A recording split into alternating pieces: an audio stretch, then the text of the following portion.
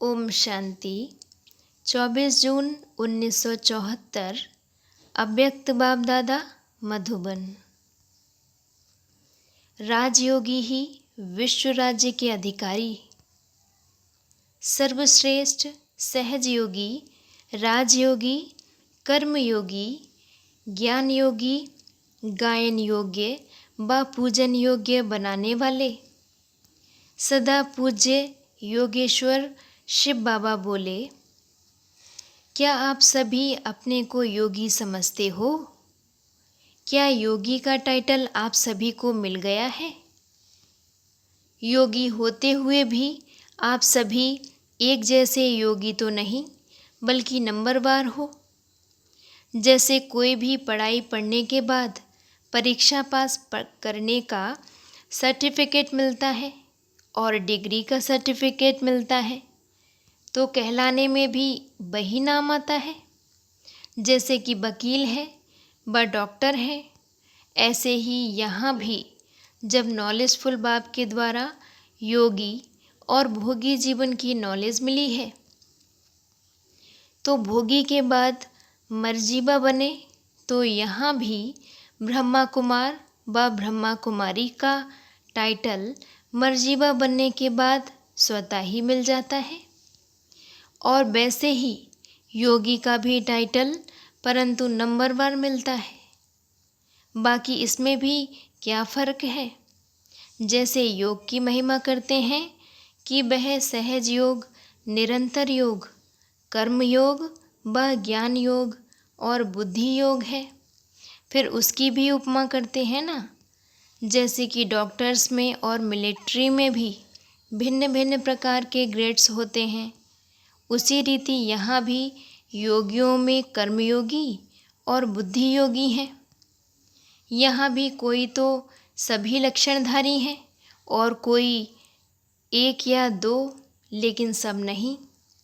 जैसे कि किसी का बुद्धि का योग है लेकिन उसका कर्मयोग नहीं है, या फिर किसी का कर्मयोग है तो वह सहज योगी नहीं, या जो ज्ञान में सदा नहीं रहता तो उसको ज्ञान योगी नहीं कहेंगे। यहाँ भी एक टाइटल मिलेगा, तो आप जो योग की महिमा औरों को सुनाते हो तो वह स्वयं में धारण करो। जैसे राजयोग अर्थात जो कर्मेंद्रियों पर विजय प्राप्त कर उन पर राज्य करता है, तो वह भविष्य में भी श्रेष्ठ पद को पाता है।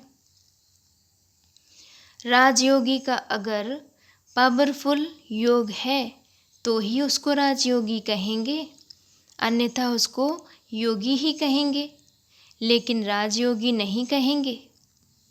अब तो यह चेक करो कि क्या मैं सभी टाइटल धारण करने वाला योगी बना हूँ? कोई के 8-10 तो कोई के 1-2। जैसे डॉक्टर, वकील और इंजीनियर, मिलिट्री में यह सब होंगे, वहाँ कर्नल भी होगा, लेकिन उसकी लिस्ट तो अलग अलग होगी। जैसे बनारस में भी यूनिवर्सिटी द्वारा टाइटल मिलता है, कोई को 1-2 या 6 और कोई को 8-10। वैसे ही यहाँ भी टाइटल्स लेते हैं।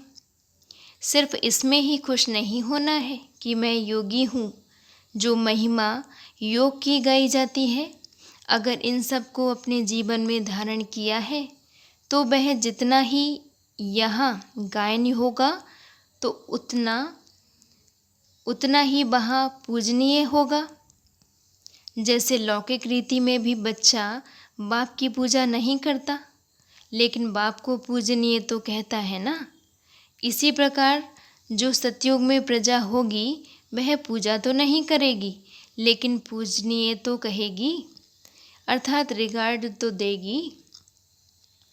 अब लिस्ट निकालो कि आपने अपने में कितने टाइटल धारण किए हैं और फिर चेक करो कि आप में किस में कमी है। टाइटल भी तब मिलता है जबकि उसमें पास होते हैं। तो जब आपको भी अपनी सहज योगी की स्थिति दिखाई दे और सभी यह महसूस करें कि आपका सहज योग है, तभी पास कहेंगे। ऐसे ही ज्ञान योग में भी जो ज्ञान की महिमा है या उसकी उपमाएं हैं, क्या वह सभी मैंने अपने में धारण की हैं? तो फिर आप स्वयं ही अपने नंबर को जान सकते हो। जैसे कोई कहे कि पावर की पढ़ाई पावरफुल है, तो यह ज्ञान की महिमा हुई ना कि आपकी। तो अब देखो कि ज्ञान के जितने भी नाम हैं, क्या वह सब मैंने धारण किए हैं? अगर सब टाइटल ज्ञान और योग के धारण नहीं किए हैं, तो विश्व महाराजन व विश्व महारानी बन नहीं सकेंगे। चलो पास विद ऑनर नहीं, परंतु पास तो होना है। फिर पास होने के लिए भी तो 75% मार्क्स चाहिए। अर्थात यह सब धारणाएं व योग्यताएं सबको अपने में दिखाई दे। सारे दिन के चार्ट में जैसे 24 घंटे होते हैं, तो उसमें भी 8 घंटे आराम के, फिर उसमें बचे 16 घंटे, तो 16 घंटे का 16 का पौना 12 घंटे। लेकिन जिनका बहुत बुद्धि का काम होता है, तो 3 घंटे उनको छुट्टी देते हैं और बाप होने के नाते 1 घंटा वैसे ही छोड़ते हैं। तो इस प्रकार 8 घंटे बचे। तो सहज योगी, राजयोगी आदि जो भी ज्ञान और योग के टाइटल हैं, वह आप में 8 घंटे तो पूर्ण रूप में होने ही चाहिए, जिससे कि अन्य आत्माएं भी यह महसूस करें व सर्टिफिकेट प्रदान करें कि हाँ, यह सब लक्षण इसमें हैं। तभी इसमें 75% मार्क्स मिल सकेंगे। जो महारथी हैं अर्थात पास विद ऑनर होने वाले हैं, तो उनकी नींद का टाइम भी योग युक्त स्थिति में गिना जाता है। उनकी स्टेज ऐसी होगी जैसे कि पाठ समाप्त कर वह स्वयं परम धाम में है और उनको योग की ही महसूसता होगी। जैसे गायन है ना कि ब्रह्मा से ब्राह्मण बने, यहाँ तो ब्राह्मण से देवता बनते हैं। लेकिन यह ब्रह्मा से ब्राह्मण अर्थात रात को सोते समय बस यही संकल्प होगा कि अब मैं अपना पाठ पूरा कर कर्मेंद्रियों से अलग होकर जाता हूँ अपने पार ब्रह्म में। और जब अमृत वेले उठेंगे तो महसूस करेंगे कि मैंने यह आधार लिया है पाठ बजाने के लिए, तो गोया ब्रह्म से ब्राह्मण बनकर आए हैं। यहाँ से तो जाकर वे सीधे देवता बनेंगे। लेकिन यह इस समय के ही अष्टरत्नों का गायन है। जैसे साकार में बाप और माँ सरस्वती को देखा, उन्हें फर्स्ट सेकंड नंबर किस आधार पर मिला? उनकी ज़्यादा समय की कमाई तो नींद की ही जमा हुई ना। भले वे सोते भी थे, लेकिन ऐसा अनुभव करते थे कि नींद में नहीं है, बल्कि हम तो जाग रहे हैं। और फिर उनकी थकावट भी दूर हो जाती थी, क्योंकि जब आत्मा कमाई में जागृत होती है तो उसे थकावट भी नहीं होती।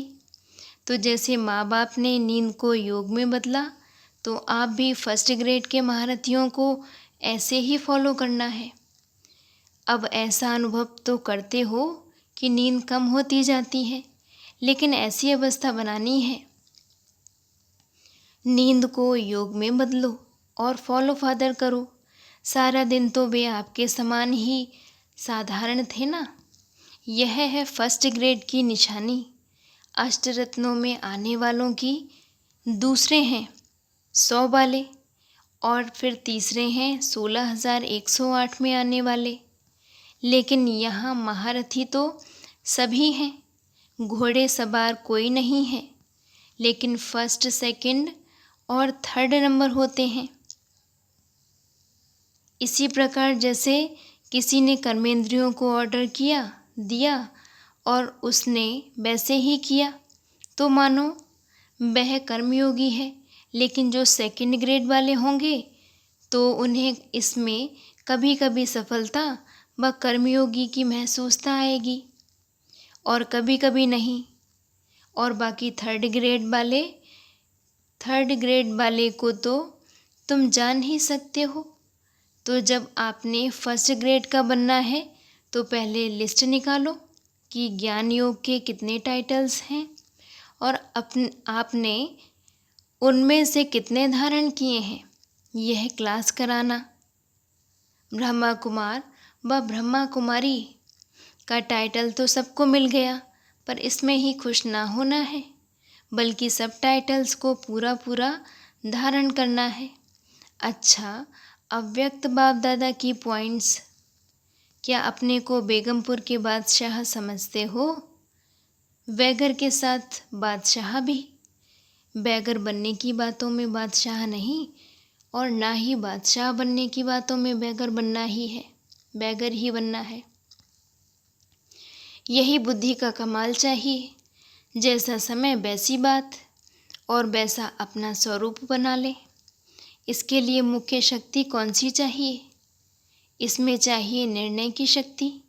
जब पहले यह जानो कि यथार्थ निर्णय करने का कौन सा समय है, तो उस प्रमाण कौन सा स्वरूप चाहिए, तभी तो विजयी बन सकेंगे ना। निर्णय शक्ति अपने में लाने के लिए मुख्य पुरुषार्थ कौन सा चाहिए?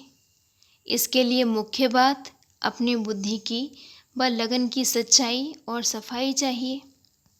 कोई भी चीज़ जितनी साफ होती है तो उतना ही उसमें सब स्पष्ट दिखाई देता है, अर्थात निर्णय सहज हो सकता है।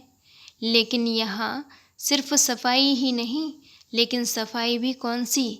सच्चाई की। जितनी जितनी बुद्धि की लगन में स्वच्छता अर्थात सच्चाई और सफाई धारण की हुई है, तो उतनी ही निर्णय शक्ति सहज आ जाएगी। क्या अपने में ऐसी चेकिंग करते हो? याद में रहना बहुत सहज है। याद के साकार स्वरूप का सुख लेने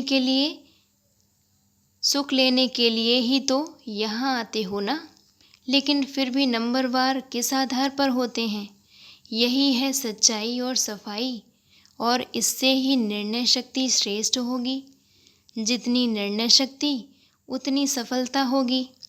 सच्चाई और सफाई है, यह कोई बड़ी बात नहीं, लेकिन कितनी परसेंटेज में है, यह चेक करने से नंबर स्वतः ही निकल आएगा। अच्छा जी, ओम शांति।